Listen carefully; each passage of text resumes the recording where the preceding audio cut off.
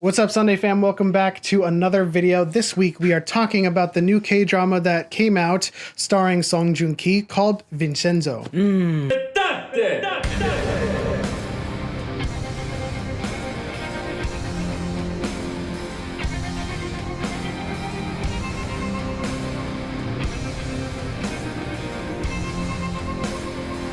Amore! O sole mio. Solo mio!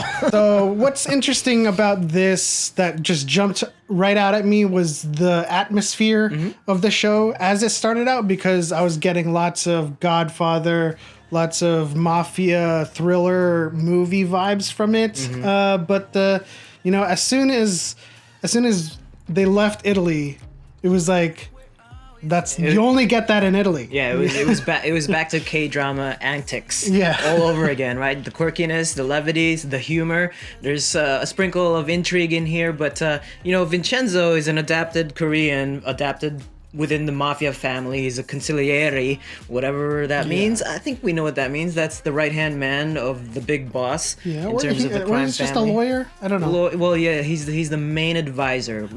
Pretty much the right-hand man. If you Google it in the internet, there is like an org chart of where the consigliere stands, and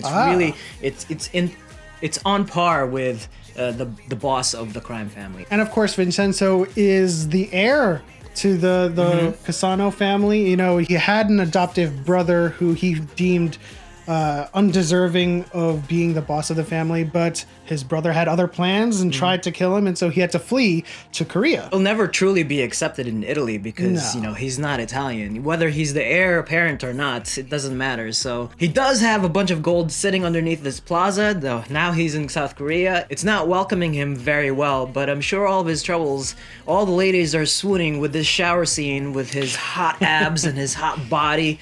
Oh, and then, he's just so handsome. Everywhere he goes, he's just so handsome, and he's carrying this levity with him and demanding some charisma. He definitely does carry himself with a lot of charisma, and he's a very different kind of flavor of person in Korea. Different flavor. But, he's like a fish out of water. It's funny, picturing him, he is Korean, but he's still a fish out of water in Korea. Everything that he encounters, everything that he is seeing about Korea angers him. He gets mugged upon entering, and then the plaza that he owns that has all of this gold underneath has all of these quirky and funny tenants, and just he's walking around visiting all of these tenants, and they're all just incredibly wacky and out there, and each door he visits, he's just like, this is Korea. It's like the most bizarre plaza, or the most bizarre tenants you'll ever meet. You got one who has sweats profusely through his feet because he has his sweat glands in his feet are way too big. And you've got this acting studio that's training a bunch of zombies, how to act like a zombie. You've got a fake Italian chef trying to serve him up some Italian food that's just not working. And then you've got the dry cleaners who just shrinks his suits. And it's just so hilarious watching the dynamic between himself and all of these tenants, because obviously they're not what he's used to. Now, the crux of the story obviously is, as we mentioned, he wants this gold that's underneath the plaza that he's defending, and there's this company, Babel ENC, who also has, a suit that's open against, another player in the show that is being represented by Yu-chan, and they have their own little battle happening, and so they kind of cross paths. And Vincenzo, he has a vested interest in this plaza, so he ends up teaming up with Yu-chan against his daughter, Chu-young. What obviously ensues is that the plaza is now under the control of the Babel company, obviously. A bunch of hooligans and gang members storm into the plaza and threaten all the tenants to leave. And of course you get Vincenzo, Salite! Or whatever he yells out. And then he just walks in with this awesome music and then confronts the gang and the hooligans and then eventually kind of saves the day. But then there's this underlying current that I can't seem to wrap my head around. around is that, you know, he seems ruthless, but then also it seems like there's like this humanity that's being portrayed in front of us, right? You get glimpses of his past, of like how ruthless he can be, the murders, like, you know, the blood. Yeah, his time as part of the mafia. Now, they've been hinting in the past couple of episodes that Yu-chan has been representing a woman who was wrongfully convicted of a murder, and she's, you know, serving penance for abandoning her son. And I think he has something to do with that. Well, I don't think know if he is has the abandoned son. Yeah, he's definitely the abandoned son. There's no way around it, you know? Yeah. They had that moment where they were drinking whatever kind of soju that they were, like unfiltered soju, and they were getting drunk. And then there was this moment where he was like, you're defending her as well. And, you know,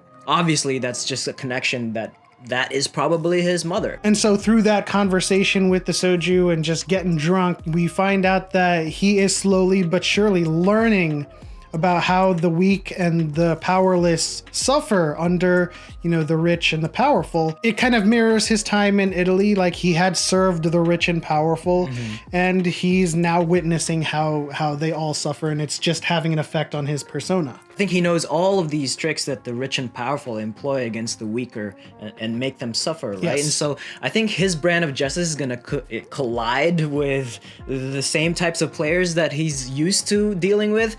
The only question in my mind is, like, he's a fish out of water. He's in Korea. He doesn't know anybody, so he doesn't really have any power than his, you know, his tactics that he employs. So Yeah. I don't know how it's going to go, but I'm sure it's going to be a lot of fun. And he does have an ally in Yu-chan, and he is studying the Korean law. Of course, it's not going to be a one-to-one transfer, but, you know, he's still got skills. At the end of the day, I think he is the perfect foil, as you said. He's familiar with all of the shenanigans that the rich and powerful employ, and that is the very adversary he is up against.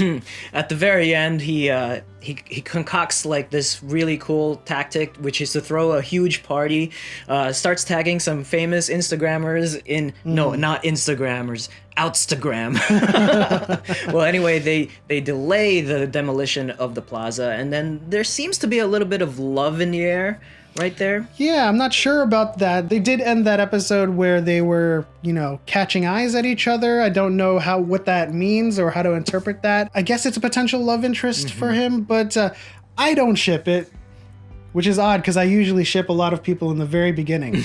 I'm shipping it because she's going through her own ordeal about her own self, right? She's finding out, like, she's pretty much on the villain's side. She's on the evil side of things here, and it's kind of playing with her head because her father is involved, and, you know, whether her moral consciousness or moral conscience is in play here, I think she's gonna switch sides, and eventually that love is going to evolve, and I'm sure we'll be shipping that pair very soon. But in any case, that'll do it for our review and first impressions of Vincenzo. Leave it in the comment section down below what you thought of this show, and if you even ship Vincenzo and Chayoung. But as always, if you enjoyed this video, please leave a like, subscribe for more content from us, hit the bell notification so you know when we post new videos, and as always, grazie per aver guardato. Whoa!